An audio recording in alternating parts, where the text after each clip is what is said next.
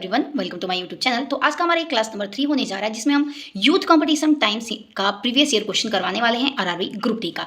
और आज की क्लास में हम 18/8/2022 के प्रीवियस ईयर क्वेश्चन को सॉल्व करने वाले हैं। और ये आज का हमारा क्लास नंबर तीसरा इसलिए होने जा रहा है क्योंकि 1 से 33 तक में क्वेश्चन क्लास नंबर 1 और 2 में करवा चुकी हूँ, जिसमें हम जीके, जीएस, रीजनिंग और मैथ के सारे क्वेश्चन को ऑल टू ऑल सॉल्व करने वाले हैं। तो चलिए आइए क्वेश्चन की तरफ बढ़ते हैं और आज हम क्वेश्चन नंबर 34 से स्टार्ट करने वाले हैं। अगर इससे पहले आप लोगों ने 1 और 2 क्लास नहीं किया है तो आप जाके देख सकते हैं, क्योंकि प्लेलिस्ट में ऑलरेडी वीडियो पड़ चुका है। तो चलिए आइए क्वेश्चन की तरफ हम बढ़ते हैं। क्वेश्चन है हमारा, पूरे टीकाकरण कवरेज बढ़ाने के लिए प्रयोजनार्थ फरवरी 2022 में केंद्रीय स्वास्थ्य एवं परिवार कल्याण मंत्रालय द्वारा मिशन इंद्रधनुष 4.0 के पहल चरण का संचालन कितने राज्यों में किया गया था?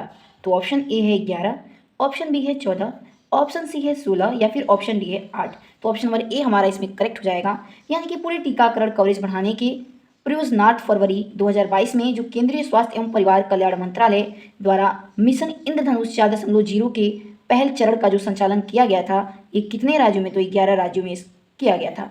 ऑप्शन नंबर ए हमारे यहाँ पे करेक्ट हो जाएगा। नेक्स्ट क्वेश्चन देखते हैं। अगला क्वेश्चन है हमारा,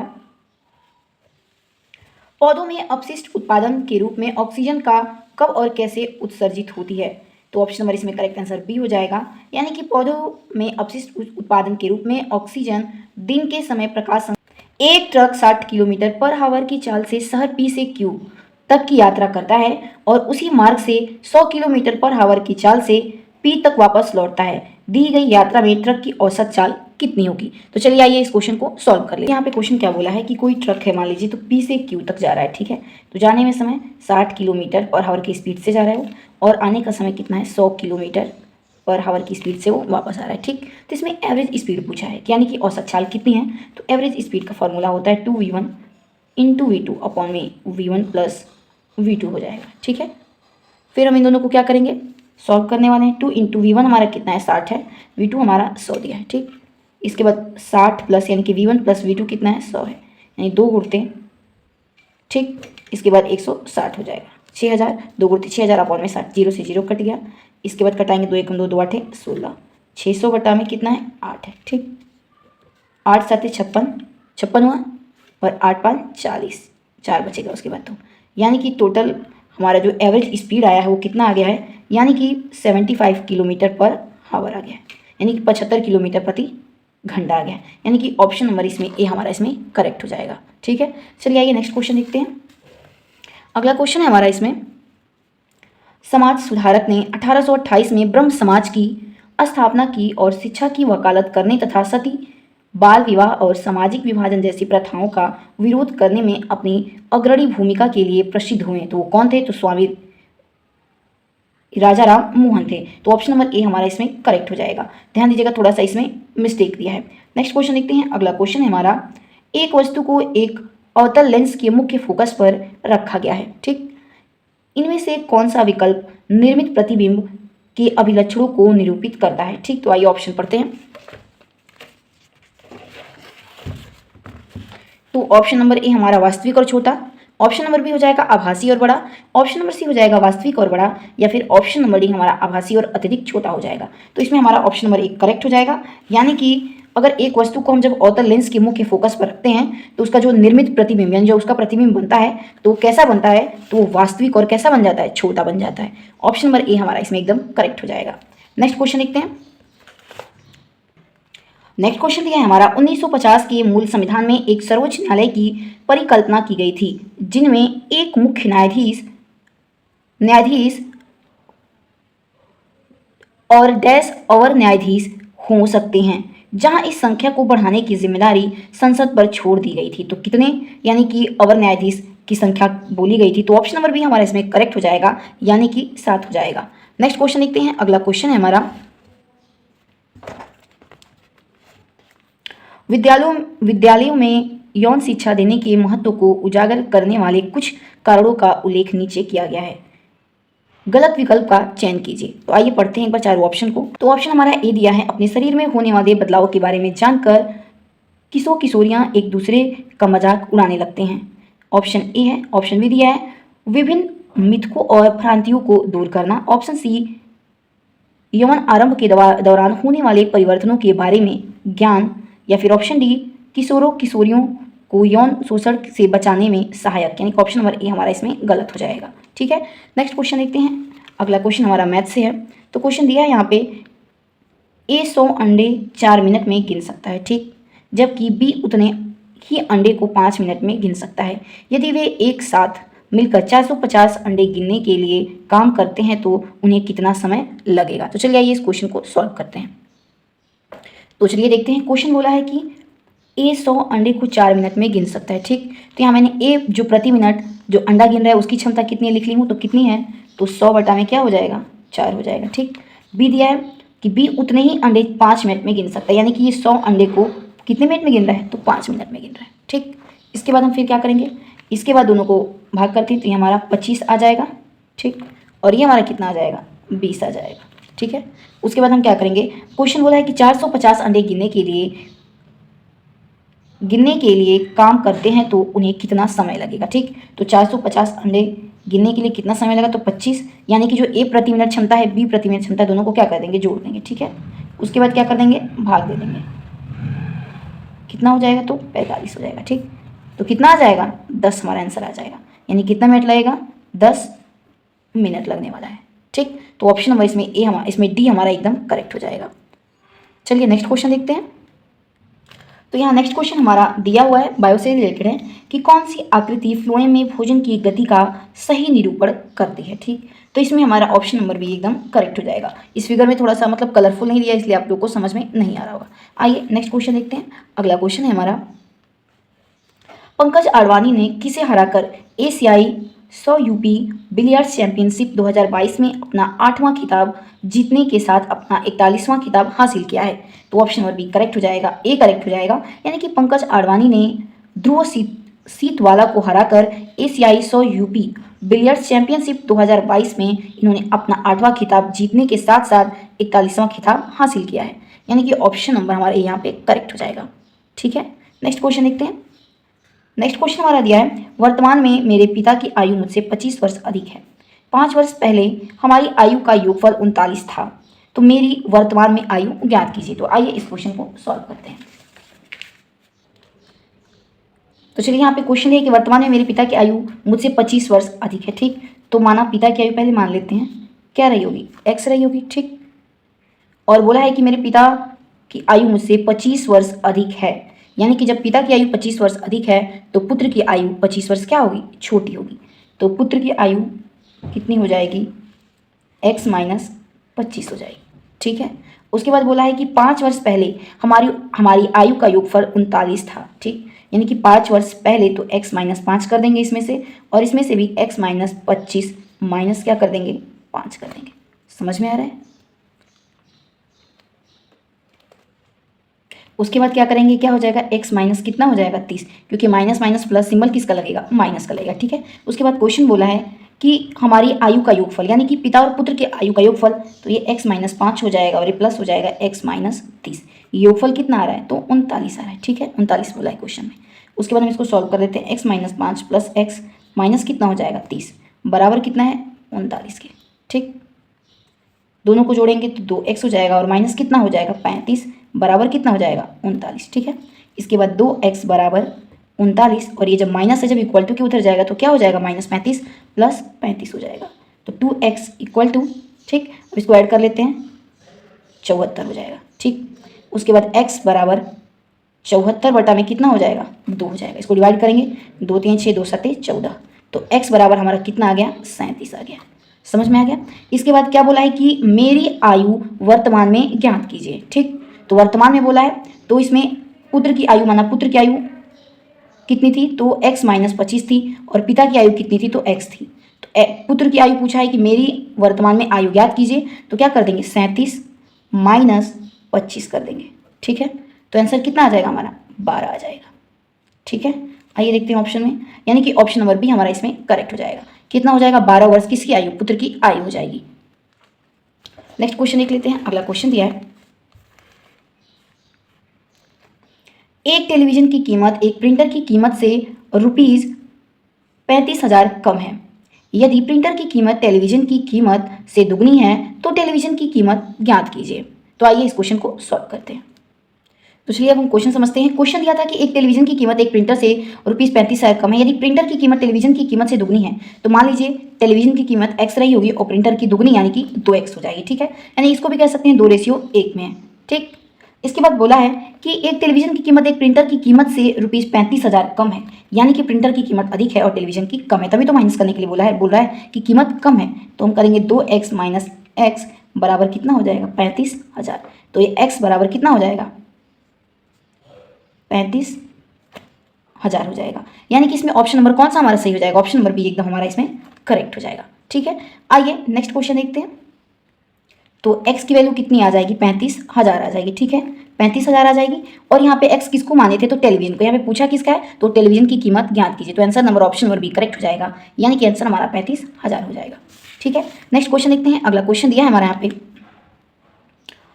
सहसंयोजी यौगिक सामान्यतः निम्न में से कौन सा गुणधर्म प्रदर्शित नहीं करते हैं। ध्यान दीजिएगा, नहीं पूछा है। तो ऑप्शन नंबर ए है ये विद्युत और ऊष्मा के कुचालक होते हैं। ऑप्शन नंबर बी है ये इलेक्ट्रॉनों की साझेदारी से बनते हैं, या फिर ऑप्शन नंबर सी ये सामान्यतः आयन नहीं बनाते हैं, या फिर ऑप्शन नंबर डी दिया है ये कार्बनिक विलायक में विलय नहीं होते हैं। तो ऑप्शन नंबर डी इसमें हमारा करेक्ट हो जाएगा बिल्कुल, यानी कि जो सहसंयोजिक यौगिक होते हैं ये सामान्यतः उनके गुणधर्म क्या होते हैं तो ये कार्बनिक विलायक में विलय नहीं होते, यानी कि घुलते नहीं है। ठीक, तो ऑप्शन नंबर डी हमारा इसमें करेक्ट हो जाएगा।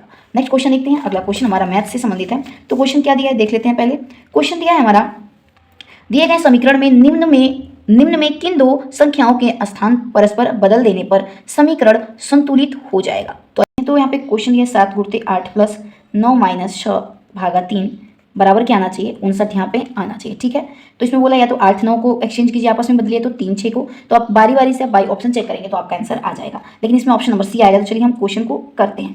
7 गुणित 8 यानी कि 9 की जगह पे 6 को रखेंगे, 6 को 9 को, यहाँ पे क्या हो जाएगा 6 हो जाएगा माइनस 9 भागा 3। तो बोर्ड मास का रूल ये कहता है कि पहले क्या करते हैं, बोर्ड मास के रूल के थ्रू हम सॉल्व करते हैं, यानी का को पहले तोड़िए। तो पहले ब्रैकेट ऑफ डिवीजन, तो ना ही ब्रैकेट है ना ही ऑफ है, तो पहले क्या करेंगे डिवीजन।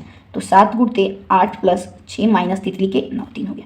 इसके बाद क्या करते हैं मल्टीप्लाई करते हैं, तो 7 कितना हो जाएगा 56, और फिर क्या कर देंगे इसके बाद क्या करते हैं एडिशन, और उसके बाद क्या करते हैं सब्ट्रैक्ट करते हैं। तो 56 6 कितना होता है 62 माइनस 3, तो 59 हमारा यहाँ पे आंसर आ जा रहा है। ठीक है, तो ऑप्शन नंबर सी हमारा यहाँ पे एकदम करेक्ट हो जाएगा।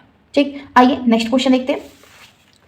अगला क्वेश्चन है हमारा यहाँ पे, 30 व्यक्ति उत्तर की ओर मुख करके एक पंक्ति में खड़े हैं। ठीक, 30 व्यक्ति उत्तर की ओर मुख करके एक पंक्ति में खड़े हैं। मनोज आगे से 11वां स्थान पर खड़ा है, साहिल पीछे से 7वें स्थान पर खड़ा है, नीरज साहिल के ठीक आगे खड़ा है। किसके, तो साहिल के ठीक आगे खड़ा है। नीरज और मनोज के बीच में कितने व्यक्ति खड़े हैं। तो चलिए ये रीजनिंग का क्वेश्चन है, इसको सॉल्व करते हैं।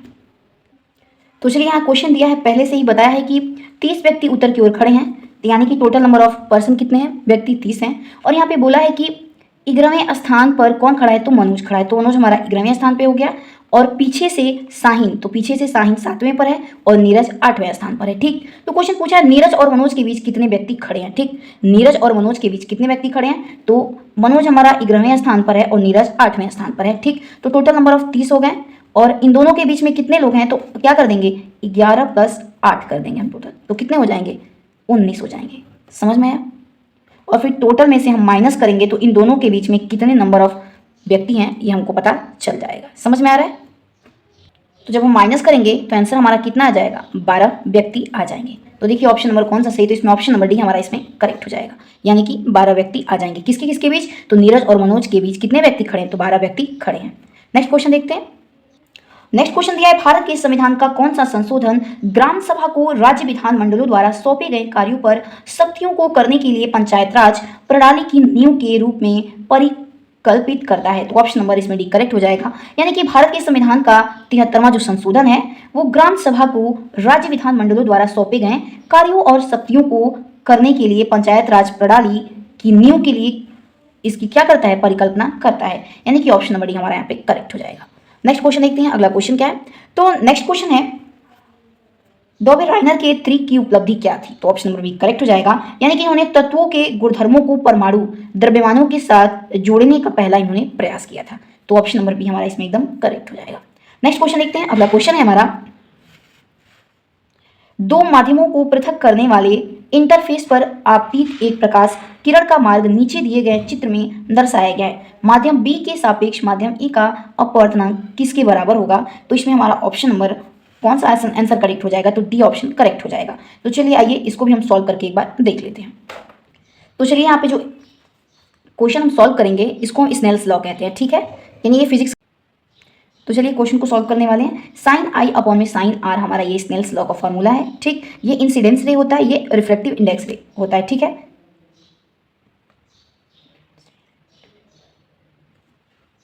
तो चलिए हम क्वेश्चन को सॉल्व करने वाले हैं। तो ये हमारा फॉर्मूला जो लिखे हम ये इसको स्नेल्स लॉ कहते हैं, यानी कि साइन आई अपॉन में साइन आर होता है, इंसिडेंस रे और रिफ्रैक्टिव रे, ठीक है। तो जो यहाँ पे साइन आई है तो उसका हमको साइन 45 लिखा है आई की वैल्यू इसमें, और आर की वैल्यू कितना दिया है, 30 दिया है, यहाँ पे दिख रहा होगा 30 दिया है, ठीक। तो साइन 45 बटा में साइन 30 लिख लिया, ठीक। तो साइन 45 की वैल्यू कितनी होती है, तो साइन 45 की वैल्यू हम डायरेक्ट लिख देते हैं, 1 अपॉन में √2 होती है, और साइन 30 की वैल्यू कितनी होती है, तो 1 बटा में 2 होती है, ठीक। जब इसको सॉल्व करेंगे तो मान लीजिए 1 अपॉन में √2 है, तो ये हमारा डिवीजन में मान लीजिए, तो इसके बाद 1 अपॉन में √2 मल्टीप्लाई 2 अपॉन में 1 हो जाता है, ठीक। तो हमारा 2 अपॉन में √2 आ गया, ठीक। तो इसको हम कैसे कहते हैं, परिमेय संख्या है तो इसको रेशनलाइज करेंगे हम, ठीक। तो √2 ऊपर भी होगा, √2 नीचे भी हो जाएगा, ठीक। इसके बाद सॉल्व करते हैं, 2 √2 हो जाएगा, और जब दो √2 मल्टीप्लाई करेंगे तो √2 से √2 कट जाएगा, और आंसर क्या बच जाएगा नीचे 2, तो 2 से 2 कट जाएगा, ठीक। तो आंसर हमारा √2 हमारा एकदम करेक्ट हो जाएगा, ठीक है। तो ऑप्शन नंबर इसमें डी हमारा एकदम आंसर करेक्ट हो जाएगा, ठीक। आइए नेक्स्ट क्वेश्चन देखते हैं। नेक्स्ट क्वेश्चन दिया, निम्नलिखित में से कौन सा स्थान भारत में भूतापीय ऊर्जा का दोहन स्थल है, तो option number A Manikaran, option number B Tarapur, या फिर ऑप्शन सी है बोकारो, या फिर ऑप्शन नंबर डी कोलकाता। तो इसमें ऑप्शन नंबर ए हमारा एकदम करेक्ट हो जाएगा, यानी कि जो मणिकर्ण है ये भारत में भूतापीय ऊर्जा का दोहन स्थल है, तो ऑप्शन नंबर पहला हमारा इसमें करेक्ट हो जाएगा। तो चलिए नेक्स्ट क्वेश्चन देखते हैं। नेक्स्ट क्वेश्चन हमारा दिया हुआ है, यह प्रश्न नीचे दी गई 5 3 अंक की संख्याओं पर आधारित है, जो बाएं से दाएं लिखी हुई है, 158, 438, 182, 325 और 230 दी गई है, ठीक है। बोला यदि प्रत्येक संख्या के पहले अंक में 5 जोड़ दिया जाए, यानी प्रत्येक संख्या में पहले हम 5 जोड़ते हैं तो कितनी बार संख्याओं का पहला अंक दूसरे अंक से पूर्णतः विभाज्य हो रहा है, ठीक है। तो आइए देखते हैं। तो यहाँ पे 158 में 5 जोड़ेंगे तो 658 हो जाएगा, ठीक। उसके बाद बोला है यहाँ पे कि 428 में जब जोड़ते हैं 5 तो यहाँ पे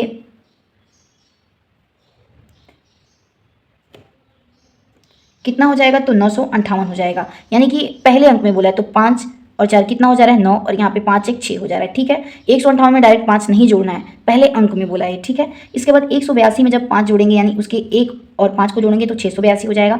ऐसे 325 में जोड़ेंगे 5 तो 3 और 5 को जोड़ना है पहले अंक को, तो क्या हो जाएगा 825, और ऐसे ही दूसरे वाले में जोड़ते हैं तो कितना आ जाता है 230 में 5 जोड़ेंगे तो 730 हो जाएगा। पहले अंक में बोला है, आप 230 में डायरेक्ट 5 मत जोड़िएगा, ठीक। इसके बाद क्वेश्चन क्या बोला है कि कितनी संख्याओं का पहला अंक दूसरे अंक से पूर्णतः विभाजित है। पहला अंक कौन सा हो गया, यानी कि आगे वाला 3 9 से डिविजिबल हो रहा है तो ये पहला अंक हो गया, 6 5 से कभी पूरा जा नहीं रहा है। उसके बाद 8 6 से पूरा नहीं कर सकता है, 2 8 एक दूसरे से पूरे विभाज्य हो रहे हैं, और 7 3 तो कट ही नहीं रहा है, ठीक। तो ऐसे कितने अंक हो गए, तो ऐसे 2 अंक हो जाएंगे जो पूर्णतः विभाज्य हो जा रहे हैं, यानी कि ऐसी 2 संख्याएं हैं जिनका पहला अंक दूसरे अंक से पूर्णतः क्या हो रहा है, विभाज्य हो रहा है। तो इसमें हमारा ऑप्शन नंबर कौन सा सही हो जाएगा, तो सी ऑप्शन एकदम करेक्ट हो जाएगा, ठीक। आइए नेक्स्ट क्वेश्चन देखते हैं। नेक्स्ट क्वेश्चन यह है, किसी दिए गए पदार्थ के एक तार की लंबाई आई है और प्रतिरोध R है, उसी पदार्थ में निर्मित पहले वाले तार की 3 गुनाई लंबाई और 2 गुने अनुप्रस्थ काट के क्षेत्रफल वाले एक अन्य तार का प्रतिरोध इनमें से किसके बराबर होगा।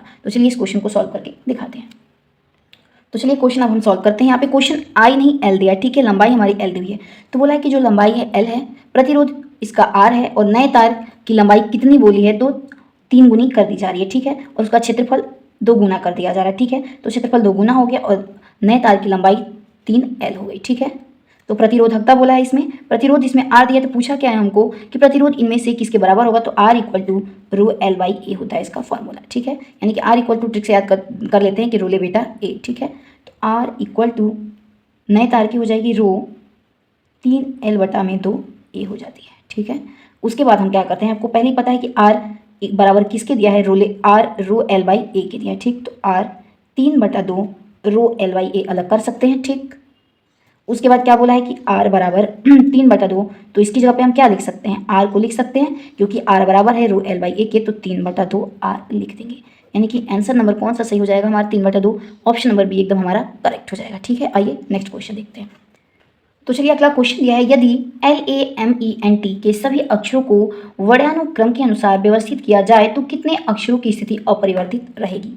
तो इसको पहले अल्फ़ाबेट के सीरीज में आपको लगाना पड़ेगा, यानी कि पहले हम ए को आगे करेंगे, ठीक, इसमें से उसके बाद कौन सा आएगा हमारा ई आ जाएगा, उसके बाद एल आ जाएगा, उसके बाद एम, फिर एन और टी। यानी क्वेश्चन पूछा है तो कितने अक्षरों की स्थिति अपरिवर्तित रहेगी, यानी कितने अक्षरों को चेंज करना नहीं पड़ेगा, वो अपने आप व्यवस्थित हो जाएंगे। तो इसमें हमारा 2 अक्षर हो जाएगा, यानी कि ऑप्शन नंबर बी एकदम करेक्ट हो जाएगा। ठीक है, नेक्स्ट क्वेश्चन दिया है, पोंगल के त्योहार के दौरान लोगों द्वारा इनमें से किसकी पूजा की जाती है। तो ऑप्शन नंबर इसमें ए दिया है भगवान शिव की, ऑप्शन नंबर बी चंद्रमा की, यानी कि ऑप्शन नंबर डी माँ दुर्गा की, ऑप्शन नंबर डी सूर्य की। तो ऑप्शन नंबर इसमें हमारा डी करेक्ट हो जाएगा, यानी पोंगल के त्योहार के दौरान लोगों द्वारा सूर्य की पूजा की जाती है। तो ऑप्शन नंबर डी हमारे यहाँ पे एकदम करेक्ट हो जाएगा। ठीक है, आइए नेक्स्ट क्वेश्चन देखते हैं।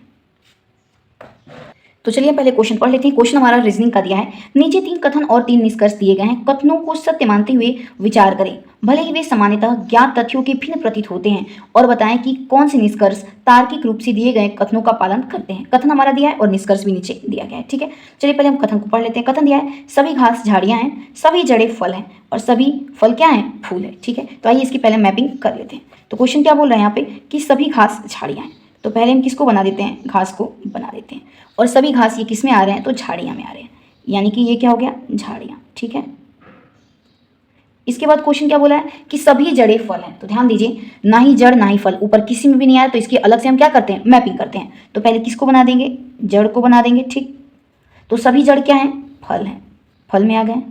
उसके बाद क्या बोला है कि सभी फल क्या हैं, फूल हैं, तो सभी फल को हम क्या बना देते हैं, फूल बना देते हैं।